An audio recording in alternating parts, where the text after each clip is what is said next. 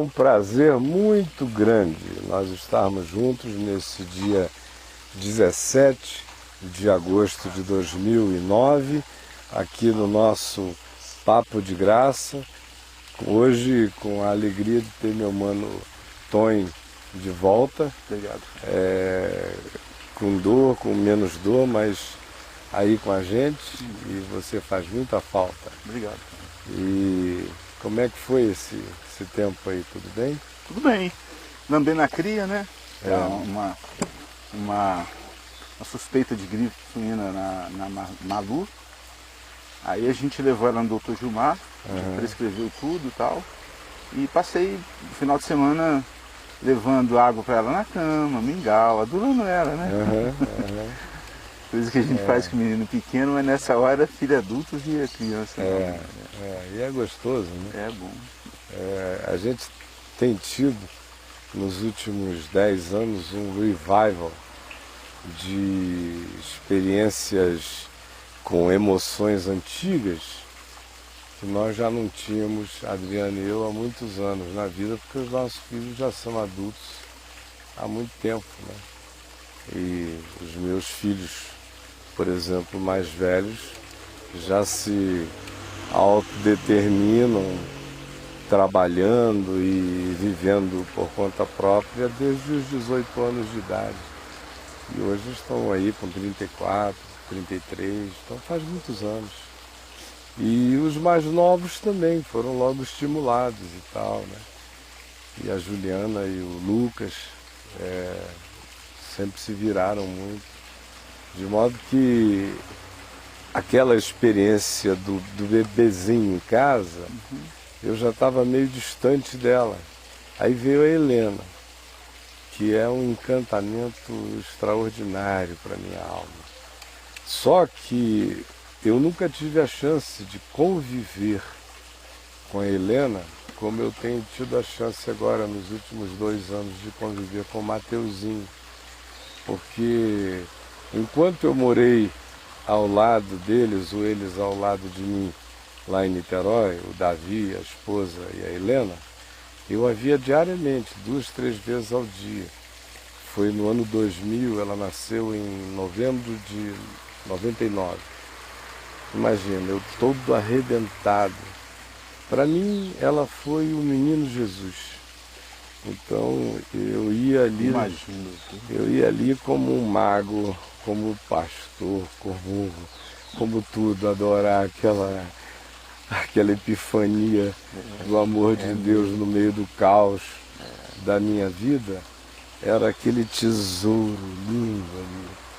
Então ela com 20 dias de nascida já estava dormindo sozinha comigo.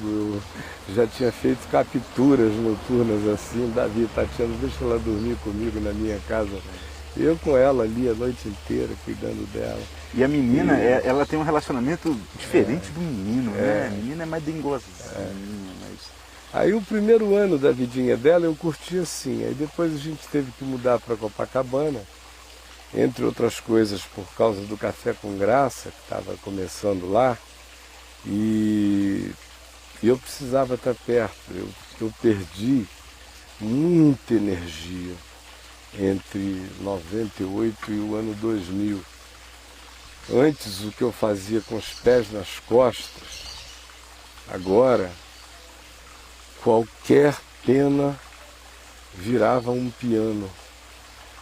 Qualquer gafanhoto virava um dinossauro.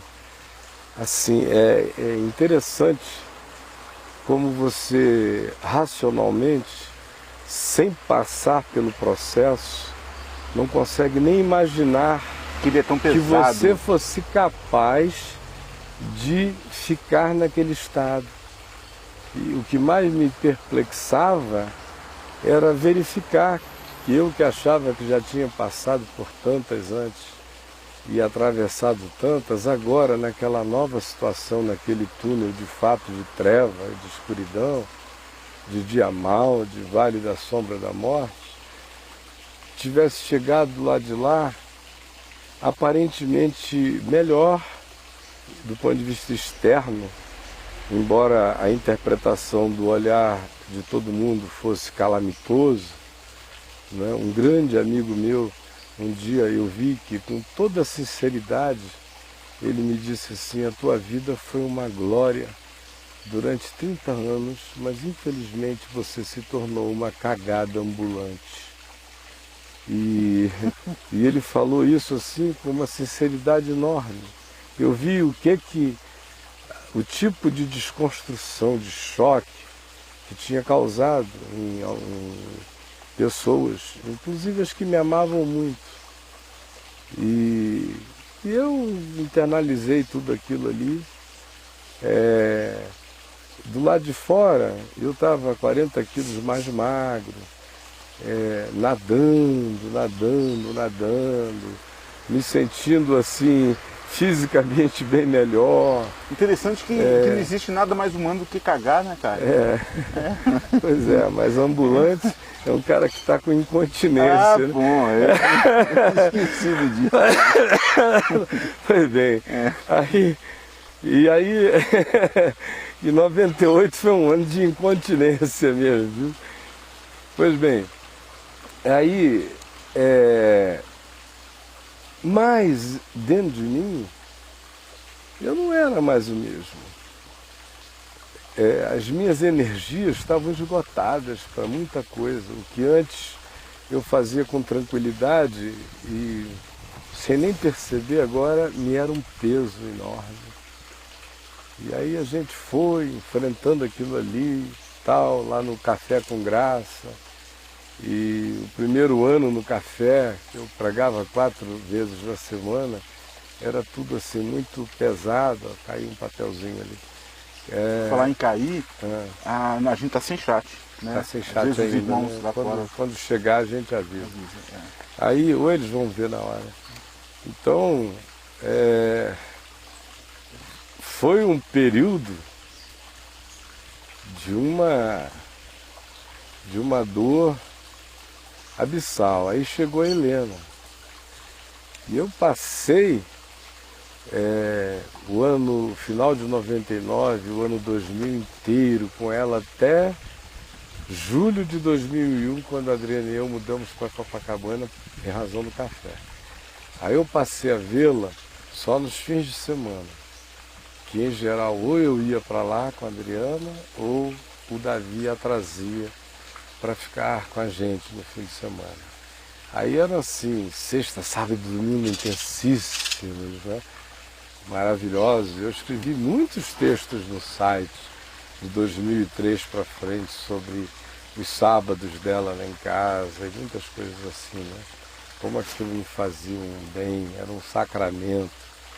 Mas depois que a gente mudou para cá, conquanto nós tivéssemos construído com ela uma amizade que transcende o vínculo de avô e de avó, eu sinto que ela é nossa amiga mesmo, tem uma cumplicidade profunda, ela tem uma alegria cheia de admiração, ela acha que nós somos uns avós muito doidos, muito joviais, que a gente topa tudo, propõe tudo, toda vez que tudo que a gente fez aqui, nesses 3 anos e pouco que eu moro nessa casa, do jardim, né? Do jardim, a gente fez com ela, ou por causa dela, ou ela vinha, eu dizia para ela, vem Helena, que vovô vai fazer um lago com você, que vai se chamar Lago Santa Helena. Não, isso aqui deve parecer para ela, sabe o que, Caio? Isso aqui deve parecer para ela aquele ambiente do Harry Potter. Não,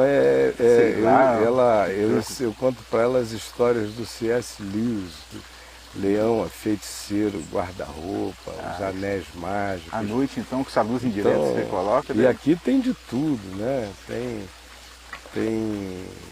Tem natural, tem sobrenatural, tem medo sadio que excita a criança, tem a segurança total quando a gente fala sério. Tem lugar para brincar de pique-esconde aqui, maravilhoso. E ela adora. Cada coisinha que a gente vai fazendo aqui, espero ela chegar. Aí ela participa, marca, põe a mão, assina e sonha, bota os nomes nas coisas. Só que com o Teteus, com o Mateus, nesses últimos 2 anos, a gente praticamente todo dia está com ele. Então, o nível de encantamento interior não para nunca. E a Adriana, por exemplo, eu desci de lá para a gente se encontrar aqui, iniciar o papo, com uma certa dorzinha, porque estava uma maravilha a brincadeira com ele lá em cima, Agora? na cama, aquela coisa gostosa. E aí ele botou luvas, não, umas luvinhas que a Adriana tem, dessas que o dedo ficam vazados, aí ele veste, aí ele fica lutando e ele bate bem com as duas, com a direita, com a esquerda, e está dando uns chutes. Ele é bidestro, ele bate bem com ambas e chuta, que é um horror. Outro dia, a Adriana lutando lá com ele, ela foi defender, ele correu assim, deu-lhe um chute, ela foi defender na cama e tirou o chute, mas ficou com isso aqui roxo até hoje. O moleque não fez 3 anos ainda, mas é uma bombinha de energia feliz e que encanta a gente. É terapia pura para o coração.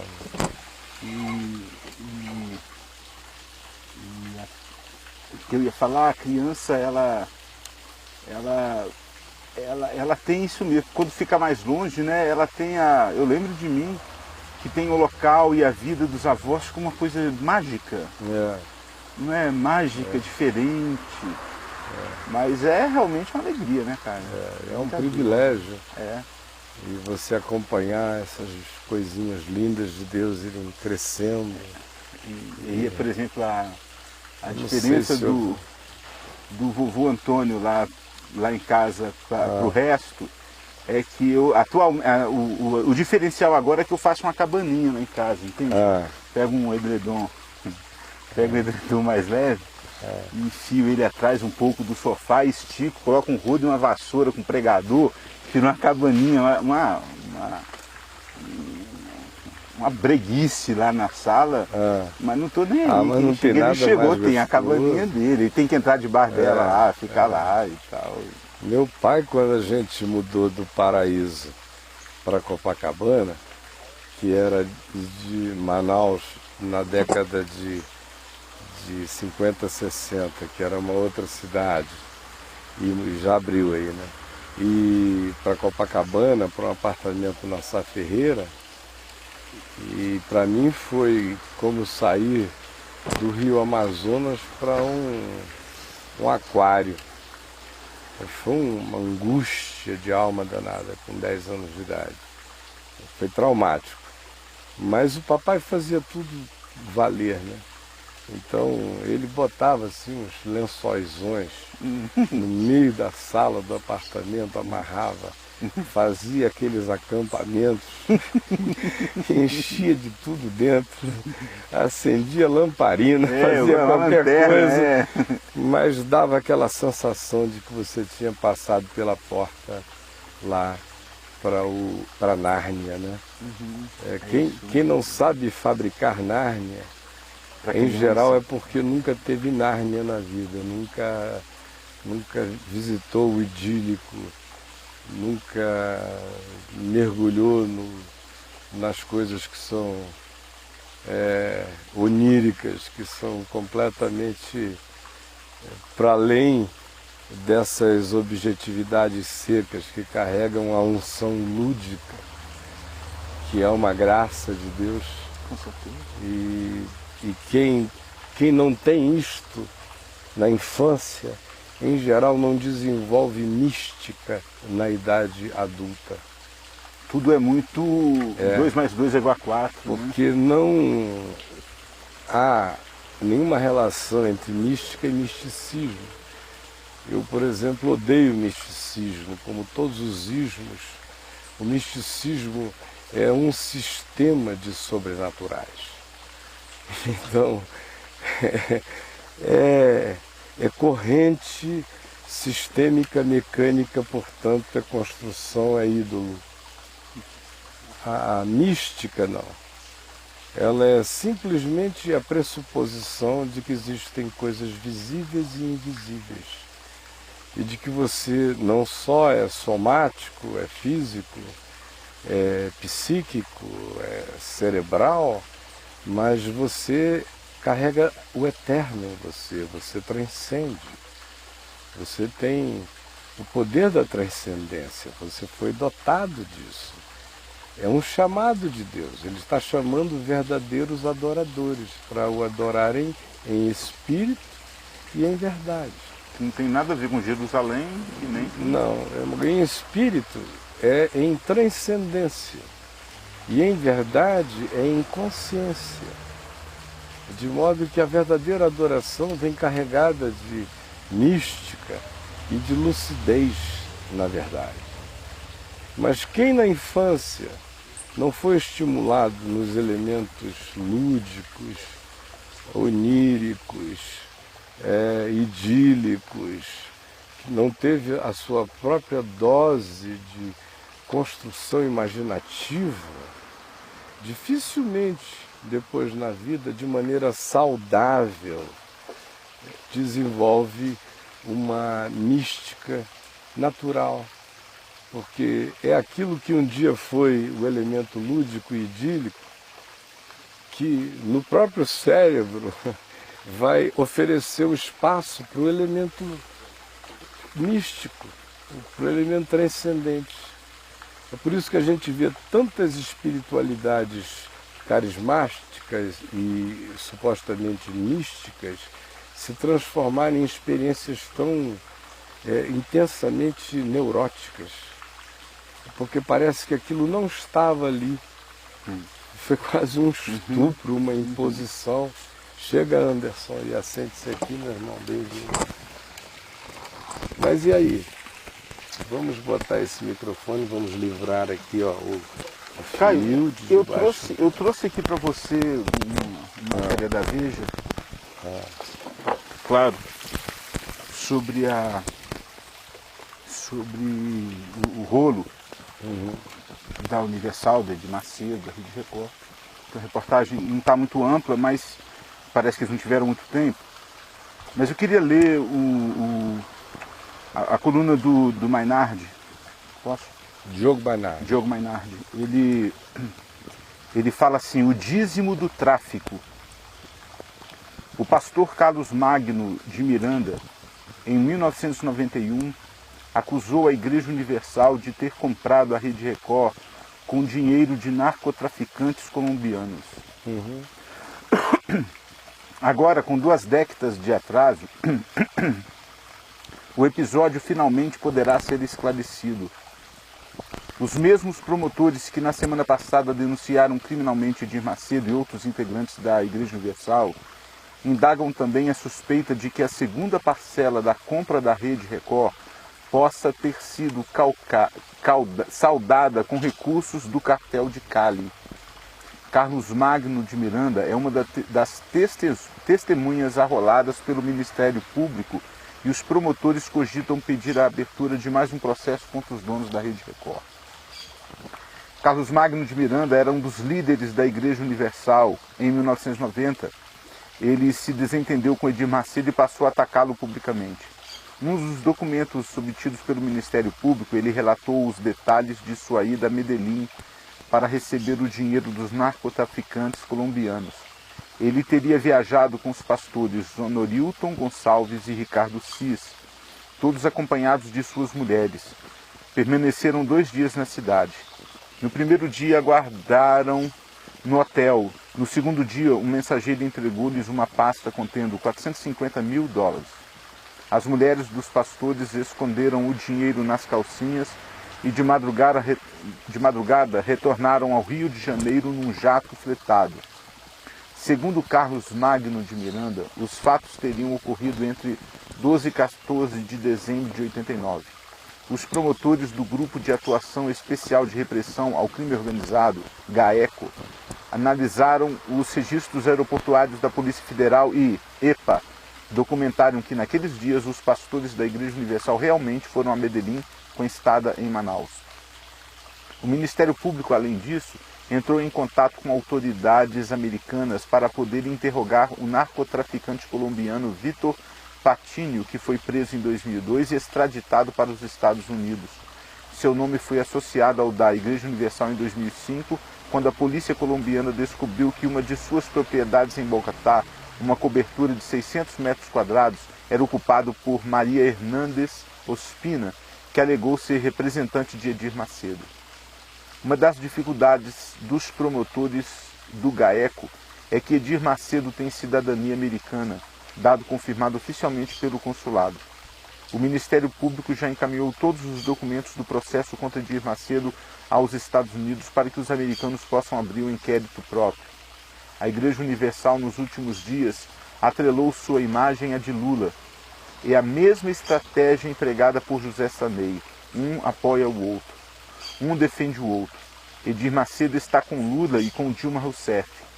Agora e em 2010, se a Igreja Universal tem um diploma do dizimista assinado pelo Senhor Jesus Cristo, Dilma Rousseff tem um diploma de mestrado da Unicamp, supostamente assinado pelo Senhor Espírito Santo. O senhor Edir Macedo e o senhor Lula se entendem. Eles sabem capitalizar a fé. A reportagem que começa aqui, ele traz quatro temas. Primeiro, ele trata do dinheiro em si e como ele é lavado. As duas empresas criadas para lavar o dinheiro de Mas são fiéis. muito mais do que duas, né? Ah, tá. O dinheiro de fiéis e fazer com que esse dinheiro transforme para o bolso deles. Segundo, fala da chifopagia entre Universal e Rede Record. Trata da... Que é uma coisa... São nem gêmeos, não. São... Que é uma coisa que eu pessoalmente falei a respeito de 91, 92, 93, 94, 95. Com tudo aí registrado em todos os jornais da época, para todo lado. Como o Diogo Mainardi disse, nada novo. Nada novo. O que eu, de fato, estou me perguntando a respeito disso tudo são duas coisas. Eu queria saber se você já... Se as pessoas ainda te procuram, te perguntam muito sobre essas coisas. Mas semana passada eu falei aqui que a mídia toda, querendo declarações minhas a respeito disso. Porque além do Carlos Magno, que declarou isso em 91, muita gente mais participou dessa operação. Essa foi uma operação, mas houve várias. Eu ouvi sem exagero, que de pessoas ainda vivas hoje, provavelmente de umas 5. Ainda vivas hoje? E pessoas que não estão mais vivas, talvez 2 ou 3.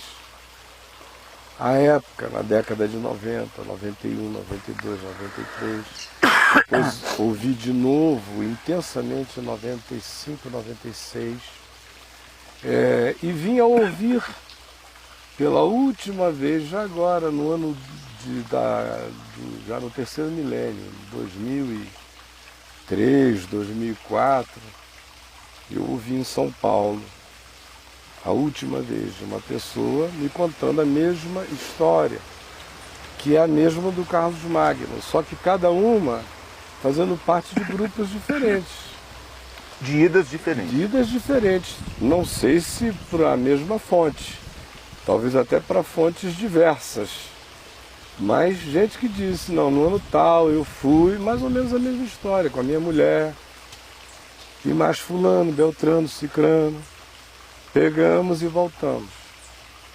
E o que as pessoas ficam perguntando? O Ministério Público me ligou já algumas vezes, não de agora, a última vez foi há não muito tempo atrás, dizendo que eles sabiam por quê. Em razão do que na década de 90 eu tinha dito, como o Diogo Mainardi diz, não é nada novo, nada disso. Isso é um repeteco cansativo. E segundo, porque no meu site eu afirmava que no dia que se fosse pesquisar isso a fundo, se verificaria que essa viagem passa por Cali, passa por esses lugares. Não é? Bom, aí eles vieram me pedir para me arrolarem como um depoente a respeito. já 2 ou 3 vezes. E em todas eu me neguei, dizendo simplesmente que eu não me dispunha a me tornar instrumento ativo de nenhum desses processos, porque isso não tem absolutamente nada com o meu chamado na vida. E que quando eu adverti a esse respeito, adverti também tentando estabelecer isenção. Na mesma hora e no mesmo dia, em 92, em que eu falei aqui no Senado, como primeira voz em favor da libertação do Edir Macedo, porque ele estava preso por charlatanismo e outras coisas. E charlatanismo, conforme a designação na prisão, era alguma coisa que se pode atribuir a qualquer ceia do Senhor, a qualquer rito de fé. E aí eu disse, ó, por essas razões não, e bati de frente. Eu já contei essa história aqui semana passada, não vou repeti-la em detalhes.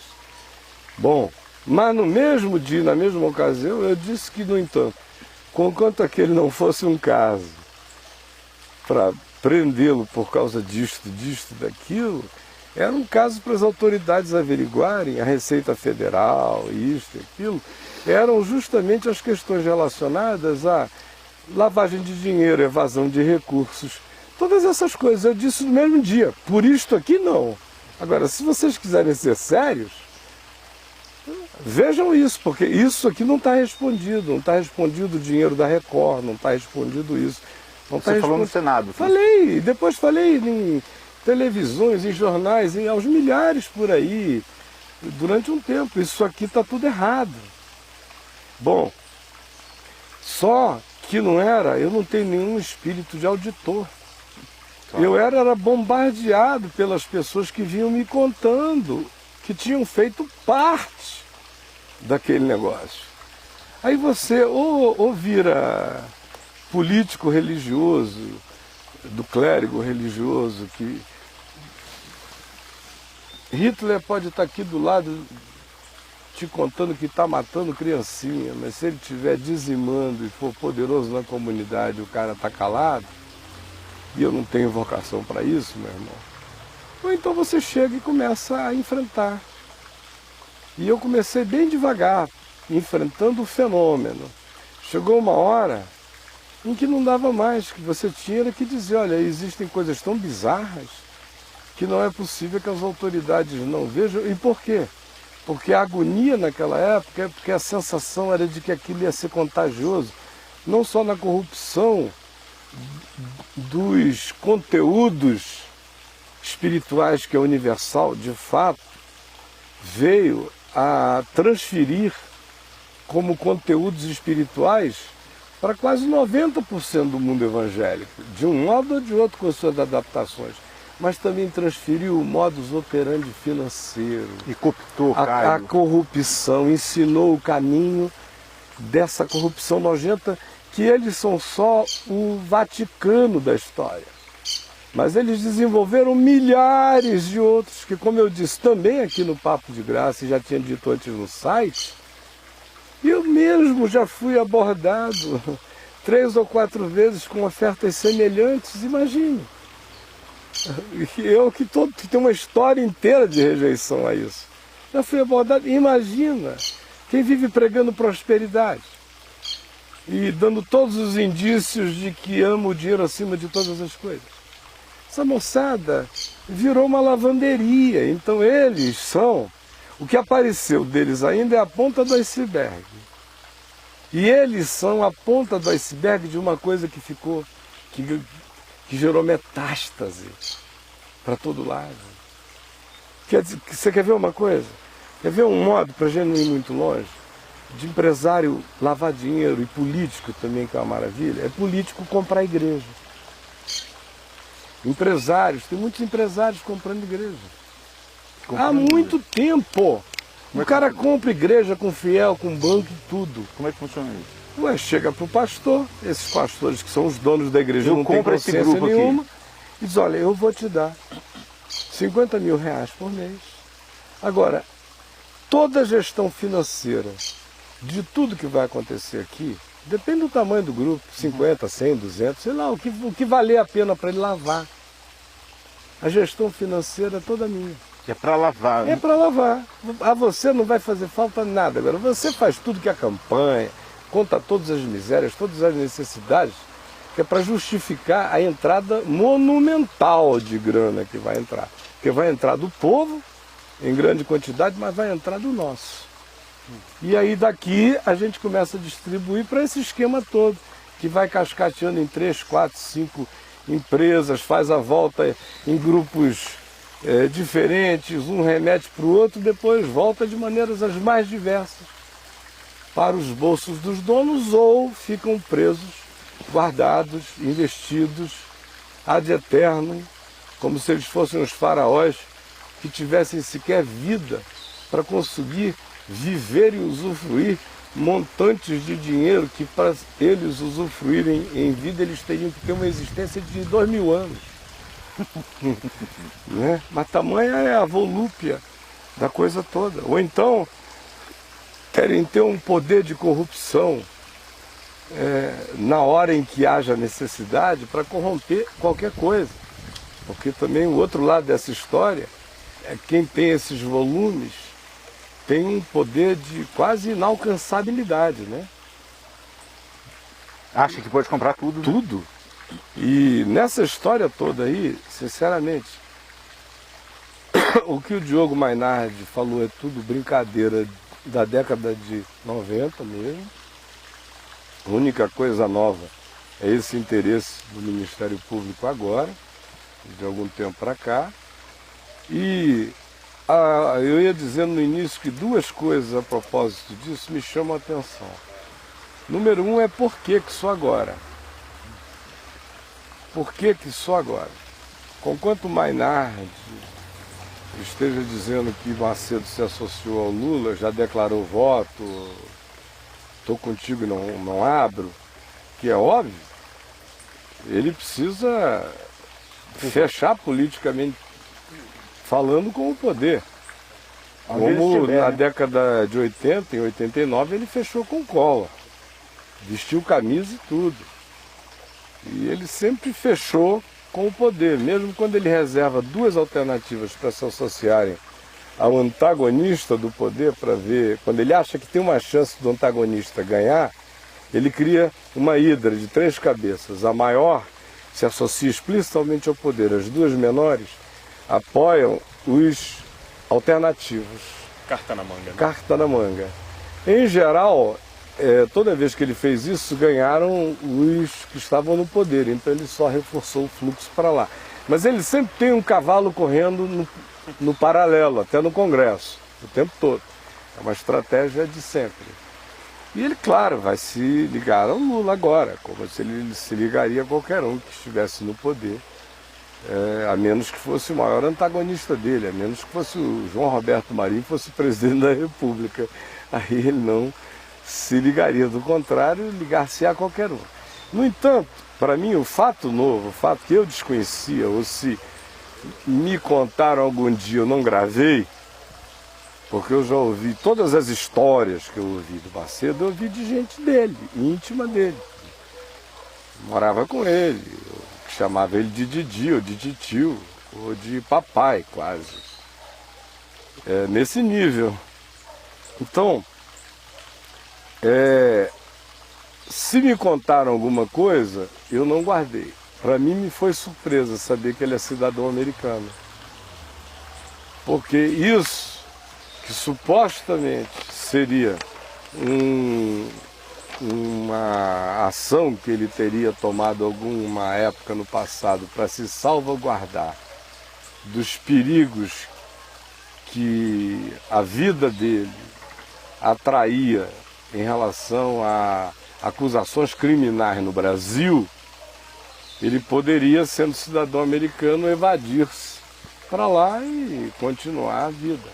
O problema é que o que envolva alguma coisa nessa área no Brasil, tendo a repercussão que a gente viu que teve na internet no mundo inteiro, pela capilaridade do fenômeno, vai se tornar um problema até mesmo sem Cali e sem Colômbia, sem nada disso, se transformará num problema na América, na mesma hora. Porque pelo mucuim, pelo mosquitinho do Macedo, o Jimmy Baker ficou não sei quanto tempo na cadeia. Pelos 100 mil dólares não declarados, que não foram de fato a razão do Estevão e da Sônia terem ficado presos, mas foi toda a certeza da justiça americana sobre as constatações da justiça brasileira, foi que deram a eles o ânimo de manterem-nos presos por aquele período. Do contrário, sinceramente falando, eles não teriam ficado presos. Não teriam. Você acha então que os Estados Unidos podem exercer poder contra de Macedo lá e a coisa ser pior que eu acho que o pior de tudo agora é isso. Para ele. Porque enquanto está aqui no Brasil, sinceramente falando, o Paulo Maluf não está aí, meu irmão. Com todas as indas e vindas e dinheiro provado para lá e para cá e tal, está aí. E o Paulo Maluf é escoteirinho comparado com o Edir Macedo. O Edir Macedo, quando se fala em crime organizado e o cara pensa em Fernandinho em Beira-Mar, o verdadeiro crime organizado no Brasil, o tudo Você está falando que do Edir é pior em termos de volume de dinheiro, é maior ainda do que o do Beira-Mar? Claro, é maior do que o Vaticano. O Vaticano não arrecada tanto dinheiro quanto a Igreja Universal do Reino de Deus. Não arrecada. Ela tem um patrimônio histórico da humanidade com valor imponderável. Mas financeiramente falando, ela não arrecada. Não tem uma igreja poderosa nos Estados Unidos que arrecade o dízimo do que a Igreja Universal do Reino de Deus arrecadou e arrecada. E olha só, o que está declarado aí nas revistas, nos telejornais, não sei o que também, é o oficial. A Igreja Universal do Reino de Deus não arrecada só 1 bilhão e pouco por ano, não. Isso aí é o que é... É o que é declarado. Porque eu me lembro, não vou dizer os nomes deles, mas são informações que quem quiser acreditar em mim, que acredite. Antes de você falar, eu vou te fazer uma pergunta. Essas informações, a polícia pode exigir que você as conte ou não? Não pode. Eu ouvi tudo isso de gente que confia em mim. Eu sou um ministro do Evangelho.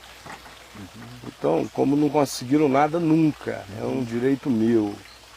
Eu sou um ministro do Evangelho, as pessoas contam porque sou eu. E se eu fosse contar o que eu sei nessa vida, pelo amor de Deus.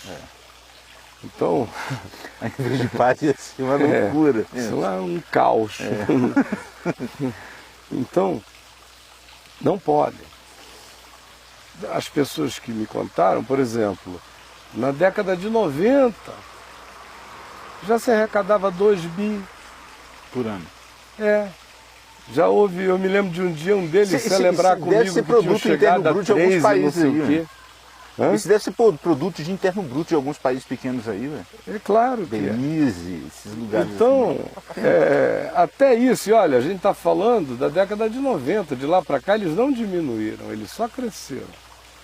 Ora, se na década de 90 já era muito mais do que isso, então hoje em dia é o que se declara para criar o equilíbrio entre o movimento da igreja, as supostas transferências oficiais para a Record comprando horário, que essa é uma outra coisa também absurda, para transferir dinheiro da Universal para a Record, entre outras transferências, no horário morto da madrugada, eles pagam 5 vezes mais do que a Globo cobra, tendo 6 vezes mais audiência. Está aqui, ó, está aqui.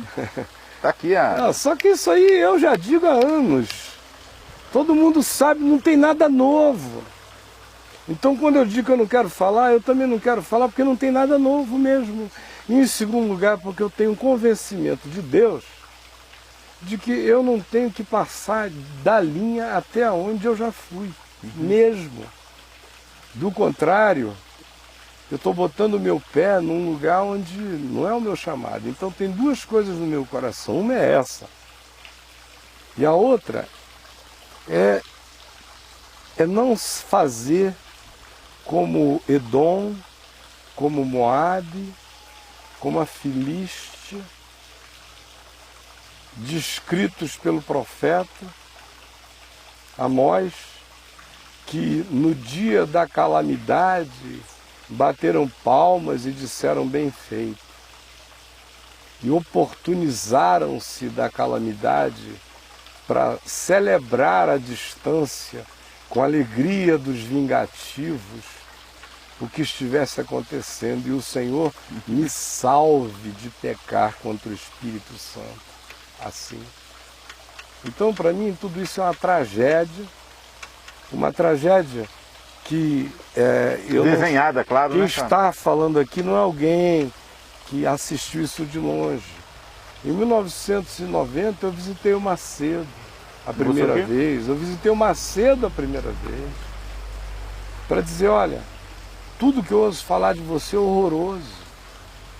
Você assim, faz na cara dele? Na cara dele. Você faz isso, faz isso, faz isso, faz isso, faz isso. Eu sentado numa cadeira aqui, uma mesa de madeira grande entre nós, no gabinete dele, ele sentado na poltrona presidencial dele lá, e eu dizendo isso tudo, olhando nos olhos dele. Contei tudo que eu ouvia dele.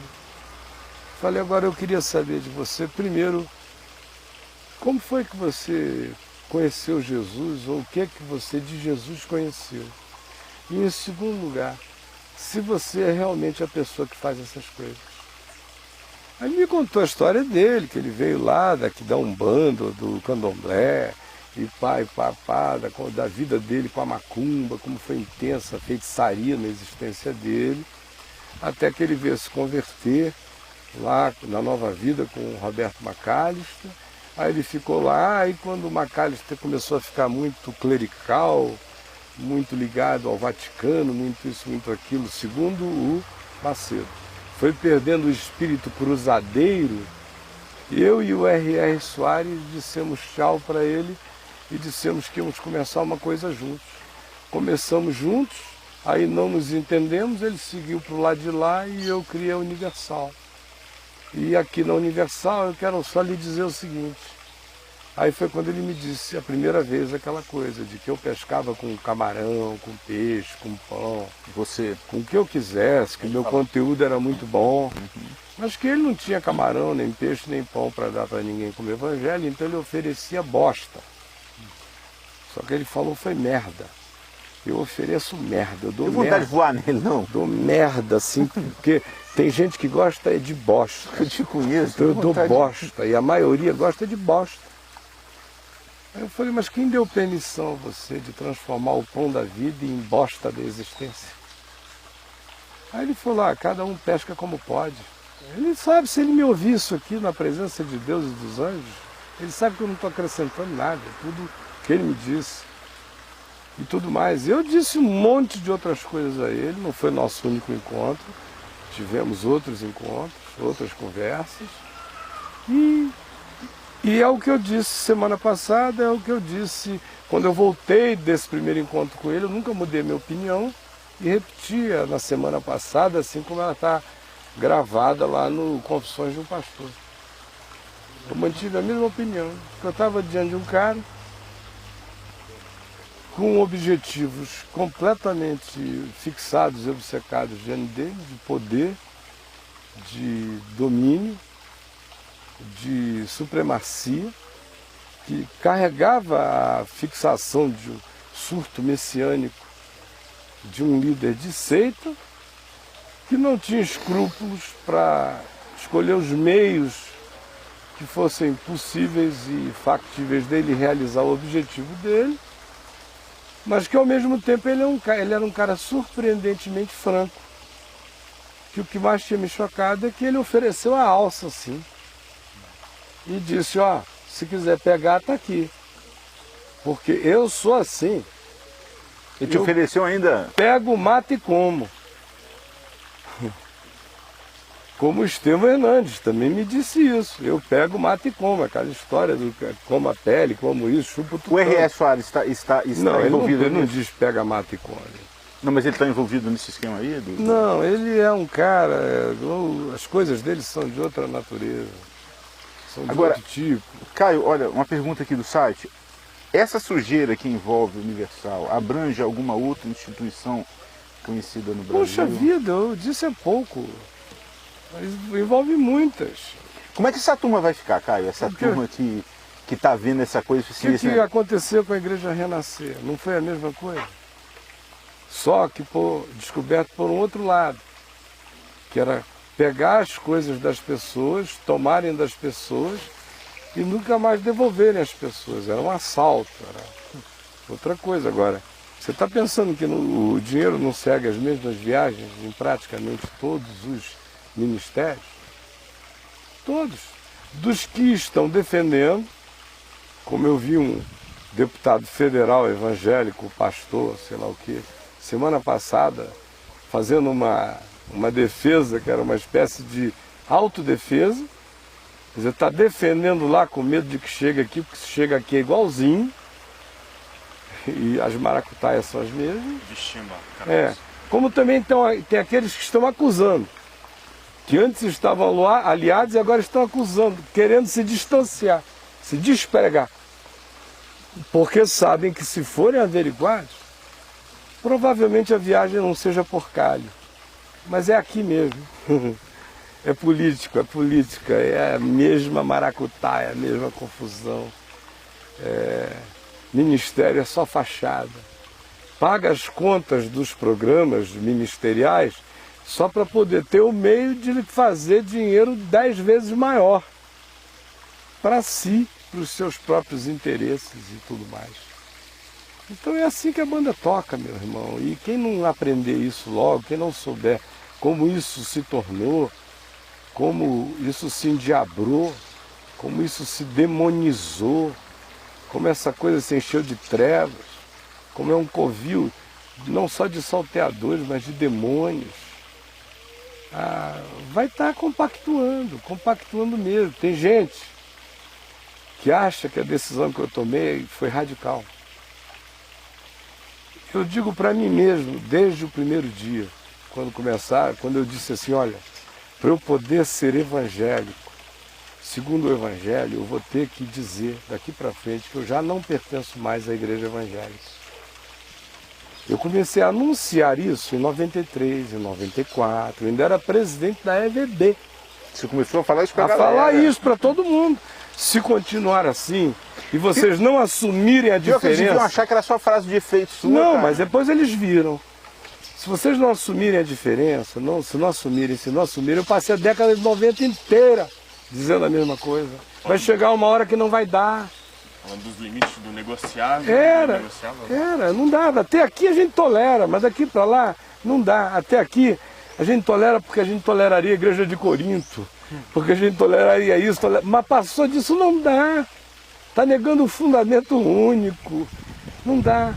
Então, pois bem, na hora do vamos ver, a moçada negou fogo, ficaram pouquinhos, e aí deu no que deu, a coisa virou um surto, tomou conta de todo mundo, se misturou com os G12, com as pirâmides, com tudo que já vinha, virou um pacotão, uma hidra do diabo, uma loucura sem tamanho, de controle, de seita, de místico, charlatão indiano da década de 70, piorado milhares de vezes, porque não tinham nem a graça nem o carisma daqueles safados. Então, ansiedade política de fazer senador, deputado federal, deputado estadual, vereador, controlar o prefeito, influenciar o governador, chegar na presidência, todo esse surto que foi dando em todo mundo, pegando para todo lado, que virou sonho espiritual, que virou teologia, que virou oração. Quanta gente que esteja nos vendo agora não haverá de lembrar que subiu montes para orar sobre isso. que decretou e declarou que o prefeito da cidade iria ser o irmão fulano de tal, em São Paulo, em Belo Horizonte, no Rio Grande do Sul, no Rio de Janeiro, em Goiás, no Recife, em tantos lugares do Brasil inteiro.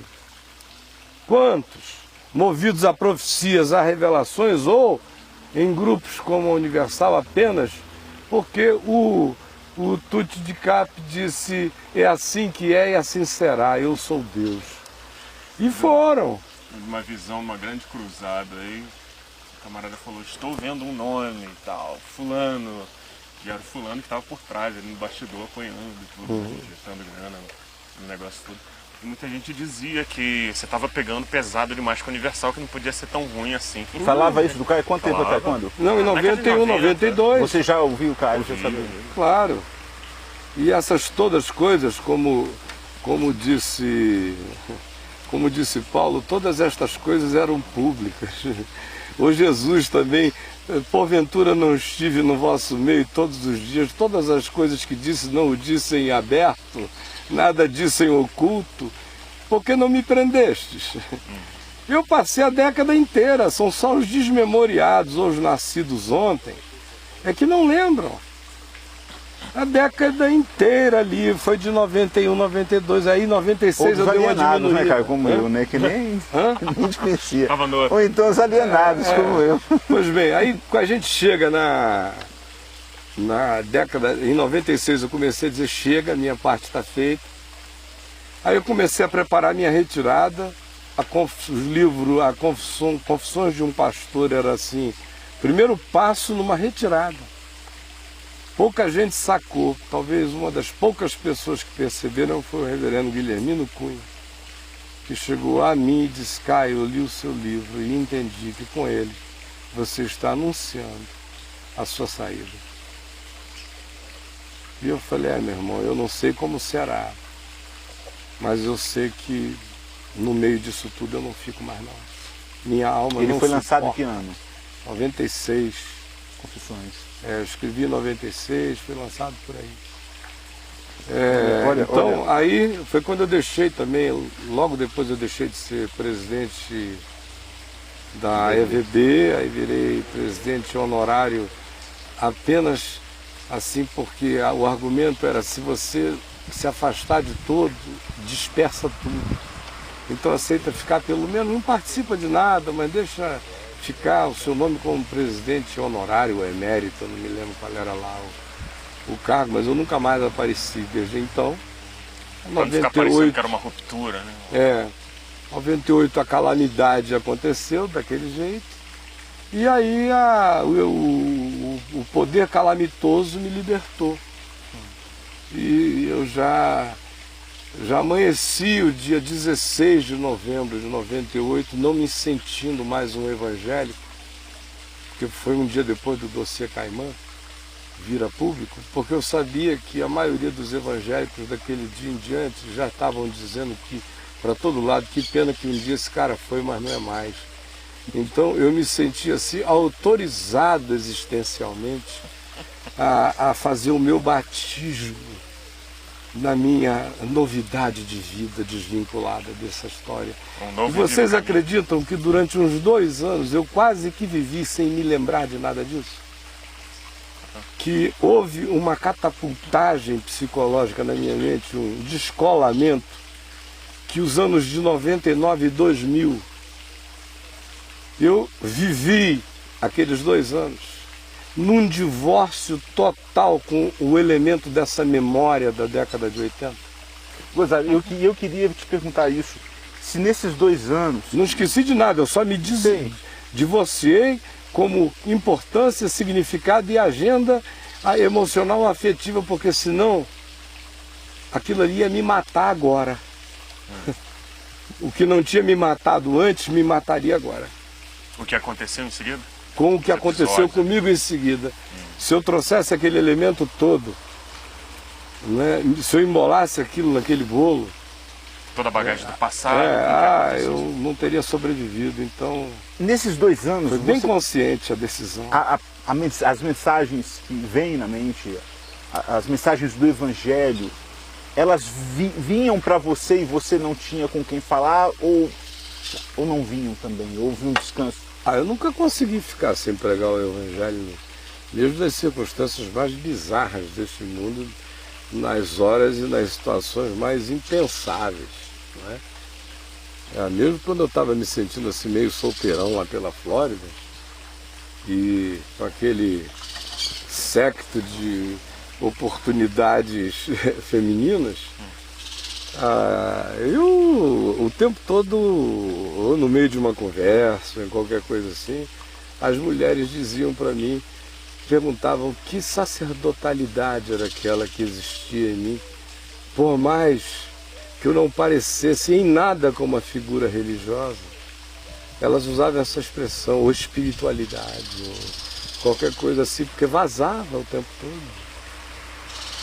Sim, se você é. Se você não é, não é. Vaza, passa.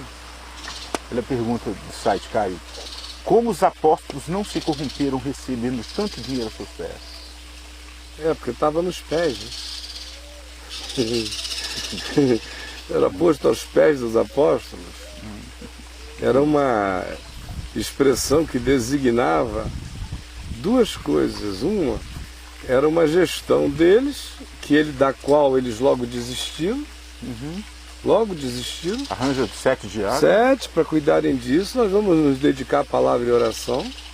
E em segundo lugar, porque estava sob os pés mesmo. O único lugar onde dinheiro pode existir é debaixo dos meus pés.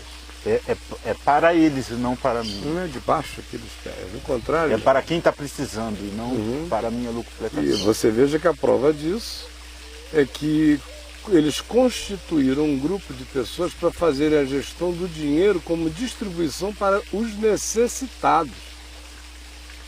Aí alguém pergunta, mas como é que Pedro vivia, Tiago, esses caras tinham que ser pedreiros, carpinteiros para sustentar? E não, era normal.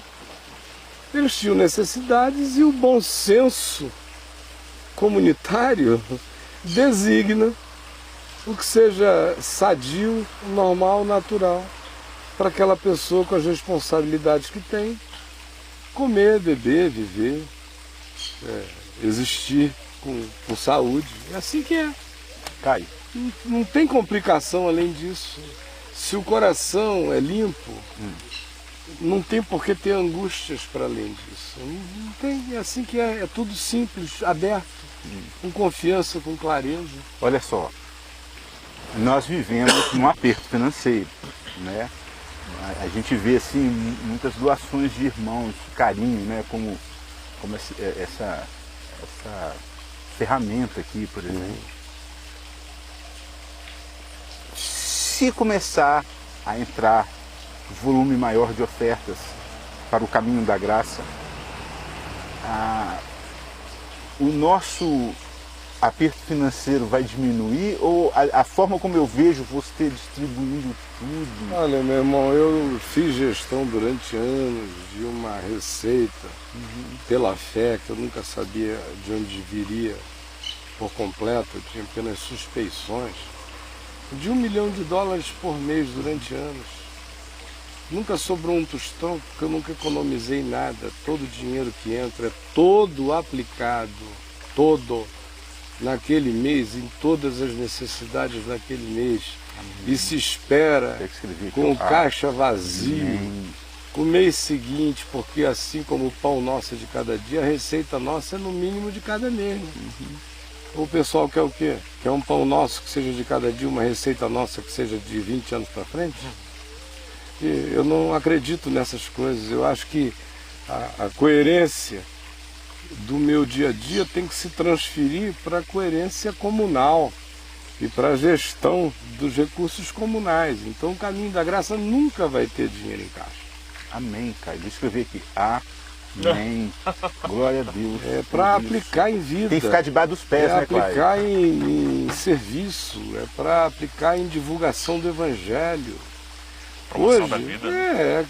Quem colhe pouco, infelizmente, semeia menos. E quem semeia mais e colhe mais, ceifa mais. Nós estamos pegando tudo que a gente tem e ceifando todinho. Se gente se unir a nós e colocar mais sementes, essas sementes vão todas se transformar em mais divulgação do Evangelho e em mais socorro a pessoas, ou em mais meios de facilitação, o ensino da palavra, que são as nossas prioridades, que sempre serão e sempre foram. De modo que não muda absolutamente nada. Se for pouco, a gente pega o pouco que tem e põe. Se for muito, a gente pega o muito que seja e põe tudinho. De modo que a única salvação para a gente é ser viúva pobre. A única salvação é ser viúva pobre. É aí que reside a segurança, a confiança. É ter coração de viúva isenção, pobre. né, Caio? Não dizer, eu tenho que Poder guardar de para ser. mim. Não, eu vou confiar em Deus até o fim da vida. Agora, as pessoas lidarem com o próprio bolso está cada vez mais complicado diante de um lamaçal como esse que vem à tona. É complicado em termos, é porque o pessoal é avaro mesmo. É E lidar com a fica própria valia usando isso como álibi. psicológica. Álibi, porque qualquer um sabe distinguir safadeza de seriedade.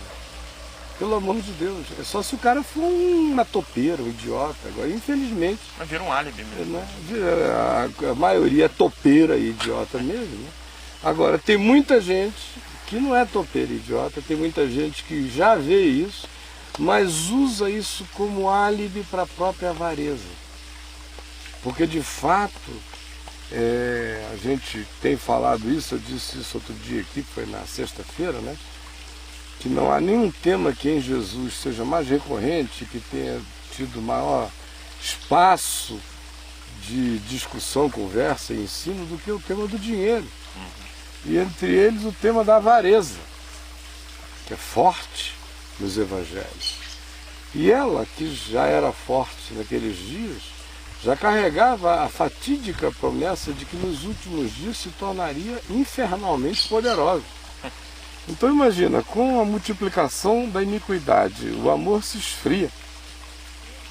Com o esfriamento do amor, a avareza é a primeira deusa a criar assim aquela crosta de domínio no coração. Aí você vê o cara pensando só no umbigo cada vez mais, cada vez mais. Amealhando dinheiro para viver 2.000 anos. Ele quer produtos, tecnologias, aumentar coisas, dizer que tem, ou guardar, ele quer mostrar o que possui. E o coração vai ficando cada vez mais encolhido, porque o princípio que jamais será mudado é dai e dar-se-vos-á. E aí não tem nada a ver com dê dinheiro e receba mais dinheiro. Porque realmente as pessoas ficam... Mas isso não parece barganha, por exemplo, a lei da semeadura, quanto mais você semear, mais você colhe, mas não é barganha. Não, é uma lei da vida. É uma lei da O vida. que você quer? Semear e colher 450? Quem semeia colhe o que possa dar, né? 60, 30, Quem 100, puser, terá. A quem tem se lhe dará. E a quem não tem, até o que pensa ter, lhe será tirado. É um princípio implacável da existência para o bem e para o mal. E não é tanto quantitativo assim, Não, é muito mais qualitativo, qualidade de vida. É de todos, esse princípio aí, esse que eu citei por último agora, é em todos os níveis. Isso vem do cosmos, da formação de corpos celestes, ao princípio espiritual mais profundo. E o anterior, dá e dar-se-vos-á, é o fluxo da vida. Foi o que a gente conversou longamente aqui, eu não sei se foi quinta ou sexta-feira, não sei esses dias aí, meia hora sobre isso, sobre esse fluxo da vida, né? Que eu vou me poupar de repetir porque já foi abundantemente falado. Agora, que assambarca todas as dimensões da vida, inclusive o dinheiro, que é a relação de risco de idolatria que o ser humano tem de maior proximidade na vida, é com o dinheiro. Não é com Artemis, não é com a pombagira, não é com a Nossa Senhora, não é com Pedro como São Pedro, não é com padroeiro de nada, não é com dinheiro mesmo. É o mamon. Jesus tinha o panteão greco-romano todinho para escolher algum deus para ele advertir contra, não tinha? Minerva, Zeus, Apolo, Vênus. Vênus, né? Os nomes Afrodite, né? idênticos no panteão romano.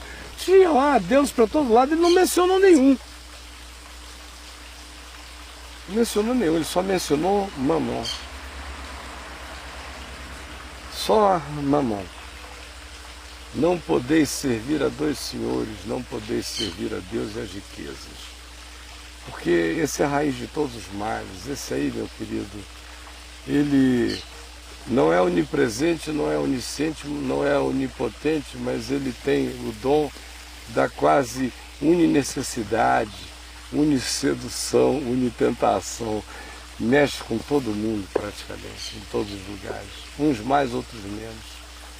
Agora, quem não pega e não entende que o ato de também doar dinheiro é bom, primeiro para ele mesmo, porque ele faz um exercício de subjugação contínua de Mamon. Ele coloca Mamon no seu lugarzinho de instrumento monetário circulante. Não mais do que isto. Segundo lugar, ele inicia um ato profilático para cuidar do seu próprio coração, porque lembre-se que amor ao dinheiro é raiz. O bicho põe raiz. Ele não põe uma crosta, ele não ergue um monumento, nem uma torre, ele vai botando raizinho. Pra dentro. Raizinho, você tem que mexer, varrer esse negócio toda hora. Esse ato de dar é também um ato de varrer, de fazer profilaxia, de purgar, de limpar, de sondar o coração, de não deixar o ar da casa fechado, de abrir janelas. Como quem arranca a erva daninha, Daninha. tira a teia de aranha. Existindo ou não, mas limpa. Faz isso sempre, como a gente faz na casa da gente, no quarto da gente. A gente não espanta, se não trocar a fronha toda hora, mas pelo menos todo dia o cara não bate tudo que é travesseiro, edredom e não sei o quê, porque senão é ácaro que não acaba mais. Você não precisa estar vendo nada, mas tem ácaro ali, meu irmão. Espana, espanta. Se a gente não limpar essa mesa aqui que fica ao ar livre, todo dia ela é lavada, meio-dia, porque ela amanhece cheia de poeira. Em alguns meses você não vê do outro lado. Ela fica marrom, aqui é Brasília. Imagina, é só pó. Agora imagina essa coisa viva, essa potestade viva, que tem um recíproco, um interface em nós, já na existência do pecado, que tem no egoísmo a sua rainha mestra. O egoísmo tem na avareza o seu mestre de sala. E a avareza tem no dinheiro o seu Deus, o seu ídolo. Esse é o caminho natural do coração humano. Se você não lavar isso aí toda hora, essa coisa vai entrando e dá metástase, muda até a tua forma de pensar, muda a sua interpretação da vida, muda valores e significados em tudo, altera o ser do indivíduo por completo. Pois bem, então... Só pegar um ganchinho disso aí, né? Até você estava comentando assim de avareza em outros níveis também, que de repente começa com esse âmago financeiro, mas de repente tempo é dinheiro. Você também já não consegue doar tempo, porque o tempo para você virou capital. Muda tudo. Né? Toda a altera dimensão tudo. comunitária, relacional, em família, em qualquer tipo de grupo, você está quantificando. Altera a o tua retorno interpretação dos filhos. Você vê, nos Estados Unidos, que é uma cultura fundada em dinheiro, um pai vem conversar com você sobre o filho, ele te conta de cara quanto custa a educação do filho para ele. Por ano, por década e no período inteiro. Que é uma conta que eu nunca fiz na minha vida. Quanto cada filho meu custou ou custa para mim. Parece que eu estou em pecado se eu fizer uma conta dessa. Agora é normal o cara chegar para você nos Estados Unidos, ó, tive 3 filhos, cada um me custou no curso da vida, não sei quantos, $1.000 ou $500 mil, depende da educação, E o cara está te contando outras coisas ali, ele está te contando como ele é bom, por causa do que valor. ele gastou em dólar. Como ele é isso, como ele é aquilo. Agora, um cara que te conta isso, quem é esse cara? Ele não é nem um bundão mais. ele já não está mais nem nessa categoria. Ele já não é esse cara. A vida inteira dele virou uma oquidão. Ele foi ocupado pela nadeza, pela vaziez, pelo nothingness do mamon, que tomou conta dele, de tudo. Então a gente fica brincando com isso e seguindo a sequência. Quando o cara trata o dinheiro e o doa com consciência, com bom senso, com generosidade, com amor, ele está fazendo essa profilaxia também nele mesmo. Em terceiro lugar, ele está gerando para si mesmo uma educação na justiça. Uma educação na justiça. Ele está se colocando sobre uma disciplina de consciência e de justiça.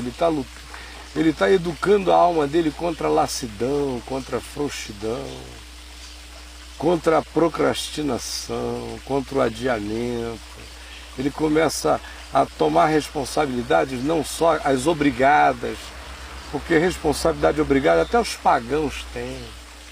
O legal é a responsabilidade não obrigada, a responsabilidade voluntária, espontânea, de uma consciência que ficou escrava do que viu, do que discerniu. Aí começa a haver a mutação de um menino para um homem. O bobão começa a dar lugar a um ser grande, a um ser humano. Ter coragem de assumir compromissos. Compromissos. Nossa geração foge E de compromisso. unilaterais, às vezes. Não precisa ninguém ver, como Jesus recomendou. Né? Não precisa ver louvor. Essa é outra coisa, outro elemento. É curar-se da fanfarrice, da justiça própria automarqueteira. Curar-se da piedade. Que é essa piedade fedida de fariseu, alegórica, carnavalesca, não é? De quem vai dar 1000, eu vou dar 1000. Joga serpentina. Joga, aí todo mundo, aleluia, tudo uma farsa, Deus está longe, quem está aplaudindo ali é o capiroto, dizendo é assim que é legal, entraram no esquemão. Beleza, tudo demônio fervilhando de alegria. Porque o Espírito de Jesus não é assim. Então, isso é coisa braba, séria. A gente está falando de feitiçaria, de macumba, de demônio aqui. O pessoal está pensando que é outra coisa? Eu estou falando do pior tipo de demônio. Que crente ama adorar. Então, aí já vem pensando de novo, pô, o Caio tá pegando pesado. Não, eles um dia, quem achar que eu estou pegando pesado hoje, daqui a pouquinho, meu irmão, há 25 anos eu não estou mais aqui, já fui. Logo, logo vai estar todo mundo vendo a luz, assim, ó, luz. Aí, tudo que não for verdade, que morra mesmo. Agora, eu não estou correndo em vão. Não estou correndo em vão.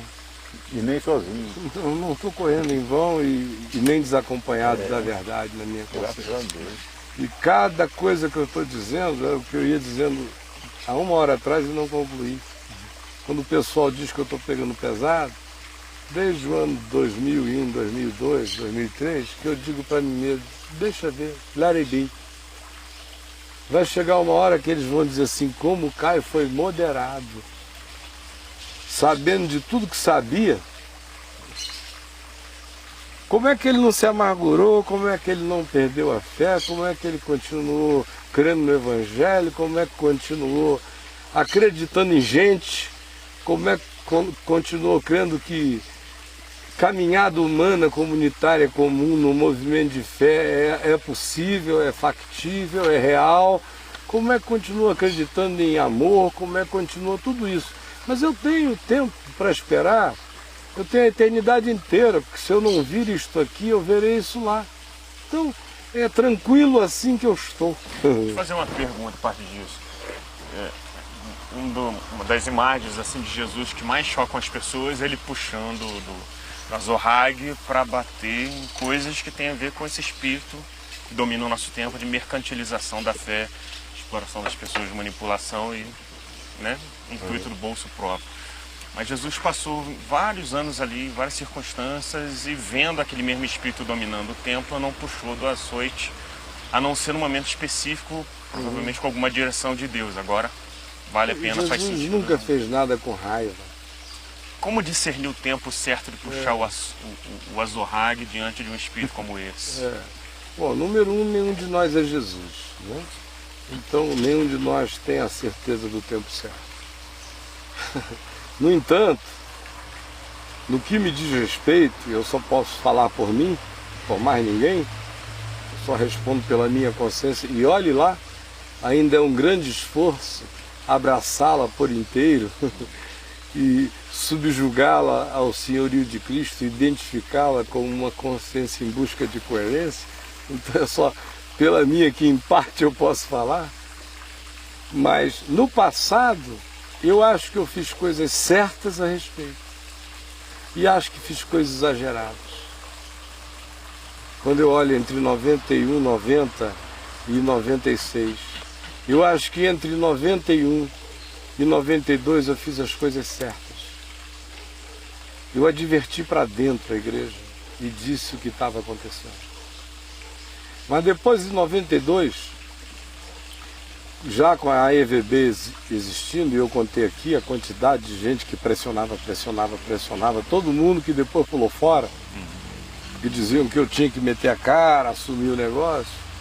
E eu meti, eu era o presidente mesmo daquilo, eu também já contei que eu assumi aquilo numa circunstância de muita ambivalência existencial, meu coração não concordava, mas essa é outra história, no site está repetido várias vezes. No entanto, era o meu papel, eu fui lá e o fiz. Mas eu comecei a sentir que eu tinha perdido o poder profético. Porque antes eu fazia isso a década de 80 inteira. Eu estava fazendo isso desde 82, desde 83, 84, em todas as direções. Antes de haver Universal, já estava batendo nas coisas que eram sinais de corrupção na alma e no espírito da igreja. O espírito já existia, né? Já existia, eu já contei a história aqui muitas vezes, né? Tá tudo gravado aí no on demand do Papo de Graça. Então, com minúcias até. Então já vinha falando a década de 80 inteira. Os livros mais graves que eu publiquei na vida, de denúncias, eu publiquei na década de 80, não foi nem na década de 90. Porque a década de 90 foi muito ocupada pelo tema da Universal e da prosperidade e dessas coisas aí. Então, só para eu concluir, então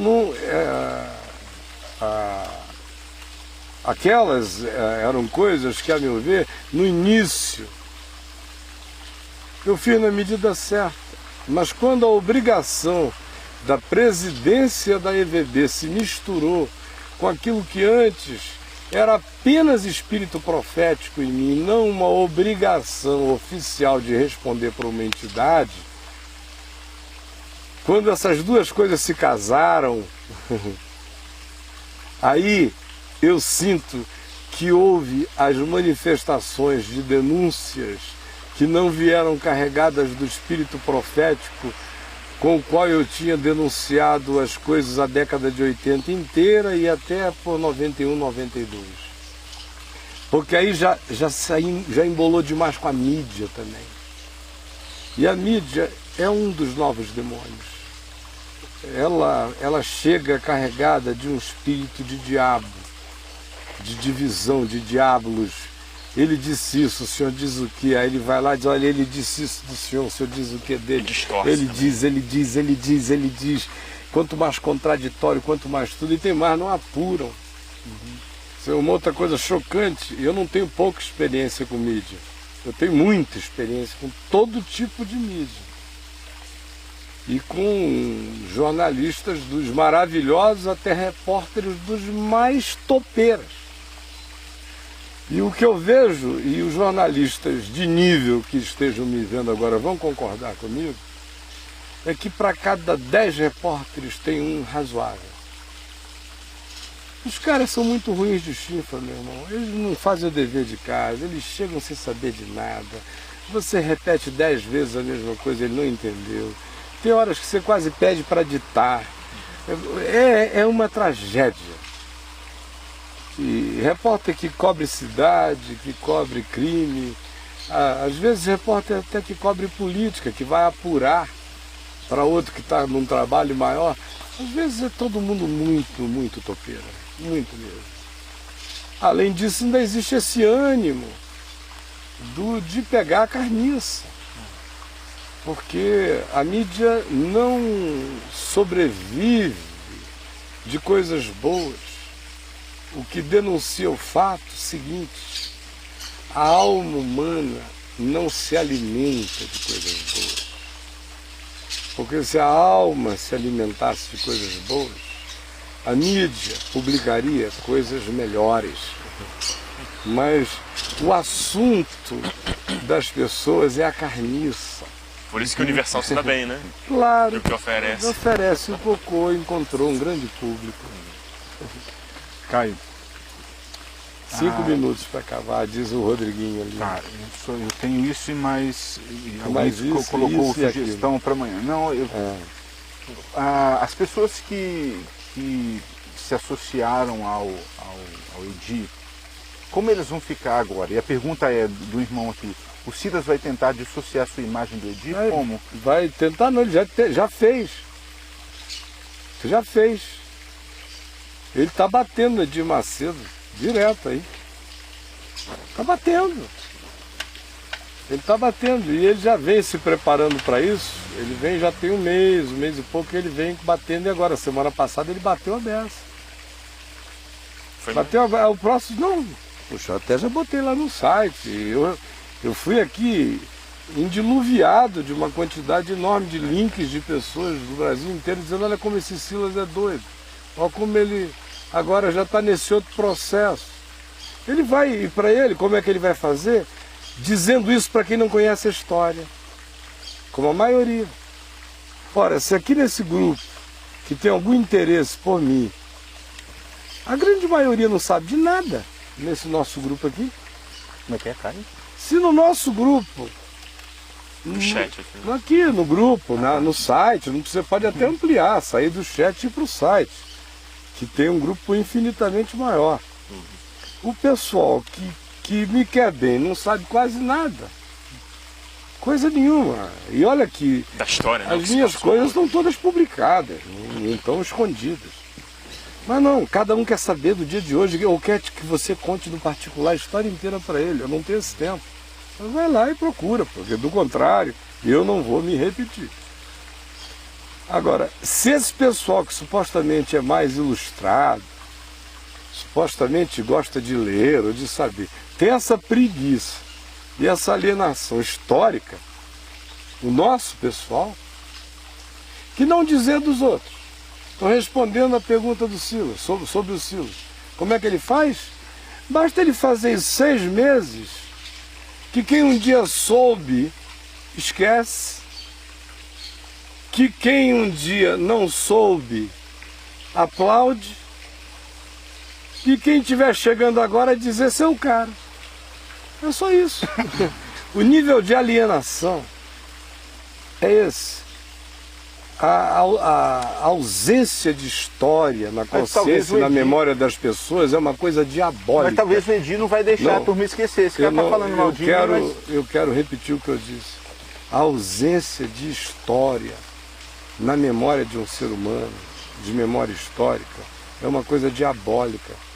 Porque cada diabo novo consegue entrar outra vez. Cada diabo novo. Tem que ter marcos, né? A história O cara tem que ter memória mesmo, pelo amor de Deus. Memória. Coerência. As pessoas têm memória para o que querem. Elas só não têm para o que é importante. E são indesculpáveis, porque elas não conseguem esquecer um ódio 30 anos.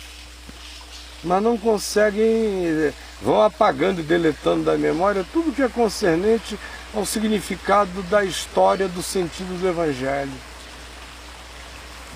Aí não discernem nada, porque Jesus disse que é pelos frutos que a gente conhece, ele está dizendo o quê? É pela história que a gente conhece. Eu queria saber se o Silas diria assim, eu errei, eu me posicionei favorável. Não, ele até explicou, ele se justificou. Ah, é? Ah, se justificou. No passado. É. Ele justificou os $40 mil por mês? Não, esse ele não, já não vai falar nunca a respeito disso. Ele se justificou por que ele ficou do lado daquela emissora, daquele grupo, naquela época, e por que hoje ele não pode mais. E não sei o quê. Ele não pode mais porque ele não ganha mais nada lá. Já tem tempos que ele não ganha, que a porta fechou até para ele vender Bíblia lá. Porque enquanto ele conseguia empurrar umas Bíblias, estava legal. Mas depois que a Universal fechou tudo que é porta para comércio com ele, aí ele não batia porque não era um bom negócio. Tinha que ser oferecido, né? Tem que esperar a coisa ficar enfraquecida do lado do enfraquecido, ou ele tem que estar associado ao forte em relação a alguém, para ele poder tomar uma posição. Do contrário, ele não toma não, meu irmão. O irmão sugeriu um tema, talvez para amanhã, que seria o movimento apostólico brasileiro. Real ou fantasia? Não, esse é fantasia, a gente não precisa nem de tema amanhã, porque movimento apostólico não existe. Existem apóstolos verdadeiros que, quando são, nem se chamam assim, não se titulam assim, não pedem para serem vistos assim, simplesmente são. São o quê? São mensageiros da mensagem do Evangelho eterno. Para nós, apóstolo virou o cara que chegou com uma novidade. Papa dos Evangelhos. Não, que chegou com uma novidade. E que virou papa de uma visão e de um mover novo. Ou seja, no nosso meio, o apóstolo é aquilo que o Paulo disse que a quem a gente devia dizer arreda Satanás.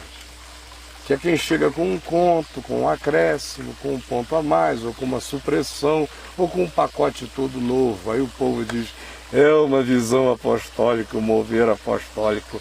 E Paulo diz, pode ter cara de anjo de luz, pode se apresentar como ministro de justiça, mas se estiver fazendo supressão ou acréscimos ao Evangelho, que seja anátema. É o movimento apostólico de hoje. Curto e grosso, respondi.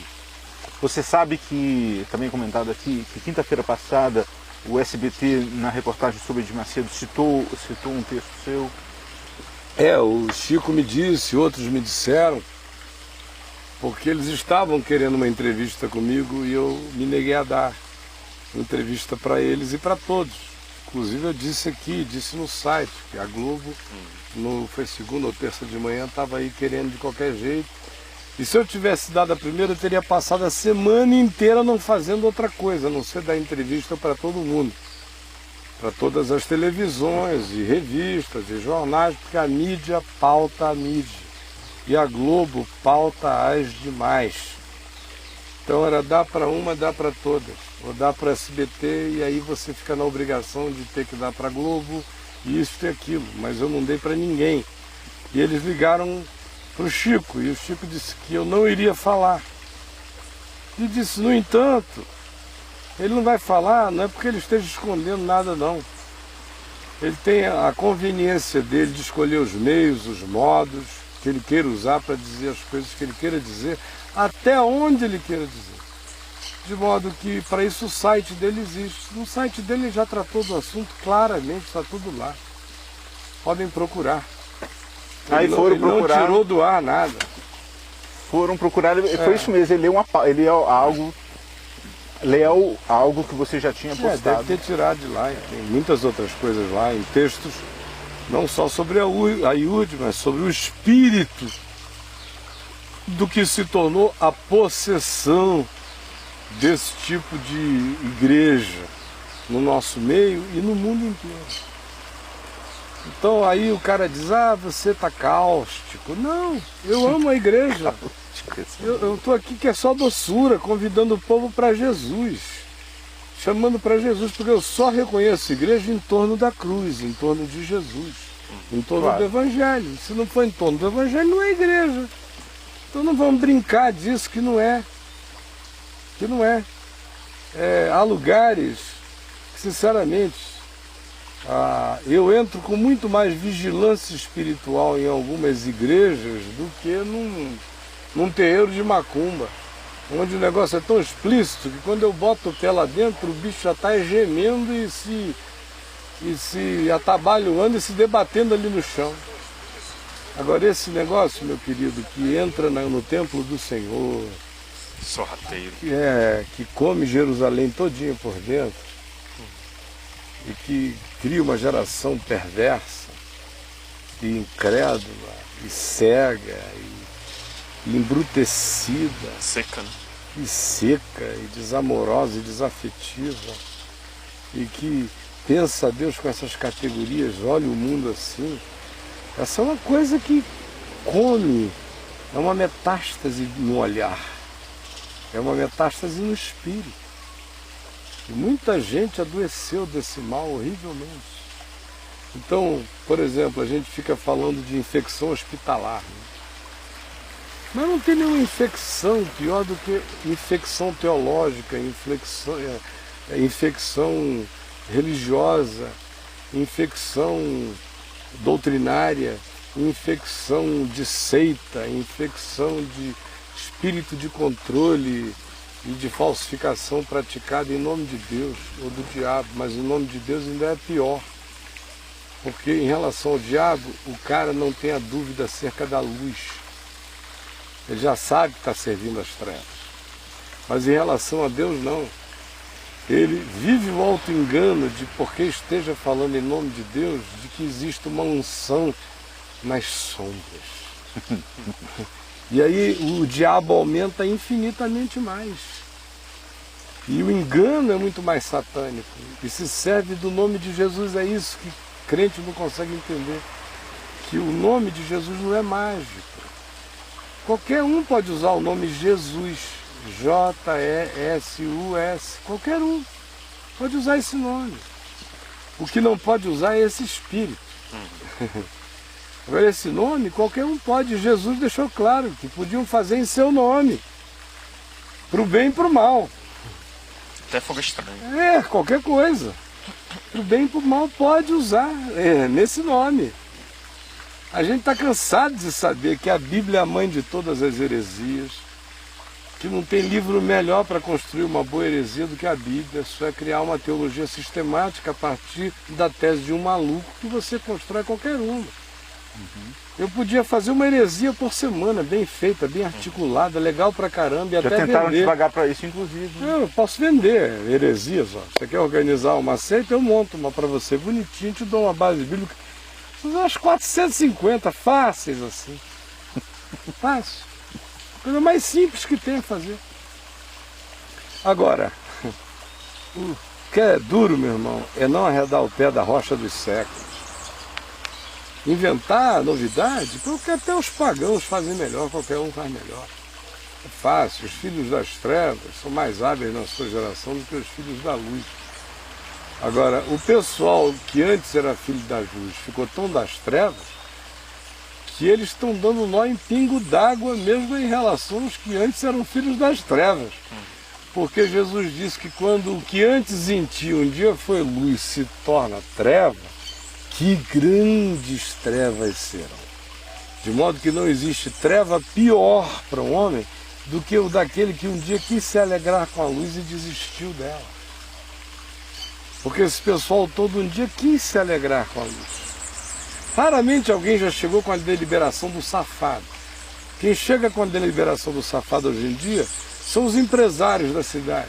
Tem empresário, por exemplo, aqui em Brasília, São Paulo, em qualquer lugar do Brasil que você queira. Tem empresário aqui, dono de muita igreja. Tem empresário, dono de 15 igrejas, de 20 igrejas, de 30 igrejas, de 40 igrejas. Para quê? Ele é crente, ele frequenta lá? Não, é para lavar dinheiro. Para lavar. Dinheiro de empresa. O melhor lugar para lavar, virou uma lavanderia. Aí se o pau cantar,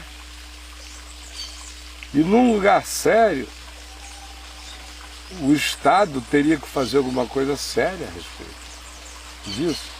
Se o pau cantar, evangélico na mesma hora diz é perseguição. Eu nunca vi um povo clichê. mais irresponsável, mais Adão no Éden, com Eva e a serpente no paraíso perdido, do que esse povo evangélico. Foi a minha mulher, foi o diabo, o cara nunca enxerga, nunca assume, nunca chega e diz como os profetas diziam: Senhor, o juízo está vindo, a vara está chegando, porque nós pecamos contra ti mesmo, nos tornamos idólatras.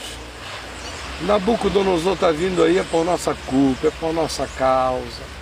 Vamos ficar todos retalhados e lanhados, é porque pecamos contra ti. Não, é um povo que não se arrepende. Irreconciliável. Não se arrepende, não se enxerga, está cego. E quem quer que diga o óbvio para eles, porque eu não digo nada ofensivo. Qualquer ateu enxerga, qualquer estúpido vê. O diabo diz: meu Deus, estão falando a verdade. Mas graças a mim, eles estão incrédulos. Tem um véu sobre eles. É o véu de Moisés, é o véu da lei, é o véu do legalismo, é o véu da barganha, é o véu da teologia da prosperidade. São esses véus. E aí o diabo endurece o coração dos incrédulos, o Deus deste século. Porque tudo que está acontecendo aqui não tem nada a ver com Deus, é coisa desse século. É bom para Nápoles, para Sardenha, para máfia, para algum outro lugar. E de caso, os caras são mais escrupulosos com a Igreja Católica e com o nome de Deus do que esses aqui. Porque isso aqui que a gente está vendo é como se o Vaticano estivesse fazendo isso. Não é a máfia usando o Vaticano, é o Vaticano usando a máfia. Em grande e longa escala. E pior do que isso, produzindo, era o que eu tinha largado aqui para concluir, a pior de todas as infecções, que é essa na alma, que consegue corromper uma pessoa e fazer dela, como Jesus diz em Mateus 23, um filho do inferno 2 vezes pior. Só vão piorando as gerações, piorando. Como agora a gente falava pouco dessa nova geração. Mais cínica, né? É, que ficou cínica. Até os que dizem que estão vendo, mas com avareza, um cinismo, uma dureza, uma mordacidade, uma causticidade, às vezes uma atitude meio sórdida. E sem acreditar que pode ser diferente, né? É, porque parece que... Sabe por que eu acredito que pode ser diferente? Por causa de mim. É simples assim. Eu não preciso de nenhuma prova de maioria humana para acreditar que o Evangelho é verdade. Ele é verdade em mim. E aí, meu amigo, é verdade em mim. Eu preciso de que mais? Seja verdade em você para ser verdade para mim? Seja em verdade para você para ser verdade para mim? Que haja uma grande maioria para quem o Evangelho seja verdade para ser verdade para mim? Se o mundo inteiro achar que o Evangelho não é mais verdade, não vai mudar nada dentro de mim. Eu vou continuar crendo nas mesmas coisas para sempre. Eu encontrei Jesus mesmo, não dá para negar. Isso é que é loucura para os gregos. Né? Agora, o cara que fica arranjando esse álibizinho, ele não encontrou Jesus mesmo. Porque é óbvio que mesmo que você tenha Jesus, se você se dedica tanto ao serviço à igreja, o cacete às vezes é tão grande que você perde o romance pela igreja por um tempo e fica assim com o coração meio bambo. Mas se você encontrou Jesus mesmo, você não perde a âncora nunca, o eixo nunca. E aí você começa a enxergar a igreja onde a igreja está, que é na vida. O campo de trigo onde o joio foi semeado é o mundo, é a vida. Mateus 25 não acontece entre 4 paredes, onde tem bodes e ovelhas. É no mundo que acontece.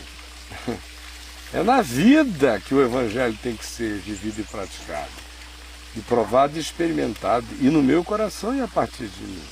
Então, na hora que você vai vendo que esse negócio, que muita gente chega para o Evangelho através do canal histórico chamado igreja visível ou local e se desilude. Se tiver conhecido só a igreja, perde a fé. Se tiver conhecido mais a igreja do que Jesus, fica cínico. Se tiver conhecido Jesus de verdade, pode até ser tomado de profunda tristeza, mas logo, logo recupera o coração. E recupera a fé na vida, e recupera a esperança, e começa a identificar a igreja em seres humanos, a visão dele se dilata, ele se desapequena, ele se desamesquinha. Ele vê que é um equívoco ficar procurando o povo de Deus entre quatro paredes. A gente tem que encontrar o povo de Deus no olhar. A gente tem que encontrar o povo de Deus encontrando gente, não marcando encontro em um lugar. Quem vai, por exemplo, me ouvir lá no La Salle, começou a ir ouvir há 5 anos atrás, não é porque fosse amigo de ninguém. Começaram a ir porque acreditavam que havia uma palavra do Evangelho sendo pregada, ou outros chegaram por curiosidade e ficaram. Só agora, já um bom tempo depois, é que há um monte de quantidade de vínculos de amizade lá dentro. Lá. Todo mundo chegou pela palavra. E se as amizades melhoram ou pioram, eu também já notei o seguinte: ainda tem uns bobos que namoram alguém, aí terminam, aí dão uma sumida. 3, 4 meses, né? Aí é refluxo de ex-namorado. São os bobos. Porque de mim eles já aprenderam com toda clareza que pode até ser marido e mulher. Que podem se separar como alguns já se separaram lá dentro do caminho da graça, ou aqui comigo. Se bem que para cada 20 reuniões de cônjuges, eu efetuo uma solenidade espiritual e psicológica de apaziguamento de corações que estão se separando. E digo a eles, por favor, não se punam agora. Não se tratem mal, não deixem de tratar todo mundo do mesmo modo, nem evadam-se da palavra que os salvou até para poderem se separar com esse respeito fraterno, com essa dignidade. Não façam esse mal a vocês. E muitos continuam. Outros dão aquele refluxo e voltam. No entanto, o que eu estou querendo concluir e dizer é que se o Evangelho, e só o Evangelho, está sendo anunciado e está sendo pregado, o caminho da vida vai ficando extremamente simplificado, e uma coisa que se simplifica no coração do discípulo é que ele tem que saber que ele precisa se tornar um ser inescandalizável. Porque isso aí é isso aí mesmo. Jesus disse que seria assim. Já estava dito, olha, quanto mais chegar para o tempo do fim, pior vai ficar uma porcaria indizível. Agora, sustentem a fé. Abracem o que é bom. Estimulem o que é verdadeiro. Se associem ao que é sincero em Deus. Esse é o chamado. E no caminho, meu Deus, tem Judas também. No meio de um monte de gente boa, tem um cara que te vende por uma merreca, ou por muito, ou por pouco, ou que te trai, ou seja lá o que for. Faz parte. Faz parte. Tem gente que chora amargamente, tem gente que se suicida. Tem gente que foge e volta, tem gente que foge e não volta nunca mais. Mas uma coisa é certa, a ressurreição prevalece sempre. Amém. E eu me sinto todo dia um ser ressuscitado, porque já me deram como morto muitas vezes. E eu só fico vendo a ressurreição gargalhar contra todos os vaticínios da morte. Porque o que as pessoas parecem que não entenderam é que o poder habita na fraqueza mesmo. E que é de uma pequena sementinha que nasce uma árvore frondosa que dá ninho e pouso para milhares de aves do céu que não tinham onde se encostar. Assim é o reino, assim é o caminho de Jesus, assim é o mistério, assim aquele que se gloria glorie-se no Senhor. E eu fico muito feliz de andar em fraqueza todo dia. Todo dia. E muito obrigado, gente.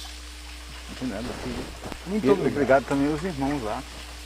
Obrigado pela comunhão que eu tenho tido com vocês, porque esse tem sido um papo de graça, Tem. de emoção aqui entre nós, de lágrimas aqui entre nós todos. Muitas vezes. Te confronta, às vezes. Mas é rico, Muito rico. porque é totalmente o que é. Perplexidade, né? Descoberta. Coisa bacana, coisa bacana. Eu queria pedir ao meu queridíssimo Anderson para orar por nós e por tudo que a gente conversou. Um irmão aqui, Anderson, pediu para que orasse por isso que nós conversamos. Inclusive. Né?